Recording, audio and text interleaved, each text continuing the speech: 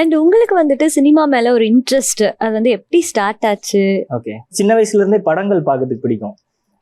நிறைய படம் பார்த்துருக்கேன். இந்த என்டர் தி டிராகன் அதுல இருந்து தான் ஸ்டார்ட் பண்ணேன்னு நினைக்கிறேன். அந்த ஃபைட் படத்துல இருந்து நான் ஸ்டார்ட் பண்ணேன்.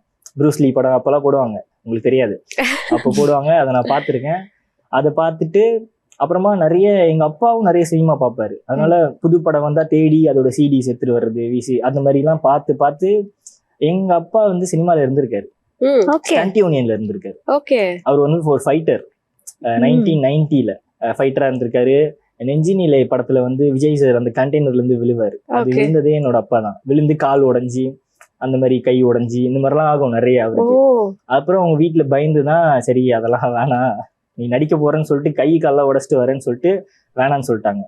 மேபி அந்த ஒரு இது இருந்திருக்கும் போல எனக்கு.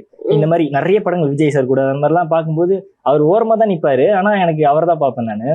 அதுல எனக்கு ஒரு இது வந்திருக்கும், மேபி நம்மளும் ஒரு நாள் நடிக்கணும் அப்படின்னு வந்திருக்கும் போல. அப்படி இருந்து நான் படிச்சதெல்லாம் இன்ஜினியரிங் தான். படிச்சுட்டு ரேண்டமா ஏதோ எனக்கே தெரியல, ஒரு நாள் கோடம்பாக்கம் வந்தேன். நெடுஞ்சாலை படத்துக்காக கூப்பிட்டாங்கன்னு சின்ன கேரக்டருக்கு கூப்பிட்டாங்கன்னு சொல்லிட்டு வந்தேன். அப்புறம் நான் அது பண்ணவும் இல்லை. அன்னையில இருந்து அப்படியே வர ஸ்டார்ட் பண்ணேன். அப்புறம் கூத்துப்பற்ற சேர்ந்து அந்த மாதிரி தான் அப்படியே கொஞ்சம் கொஞ்சமா இன்ட்ரெஸ்ட்.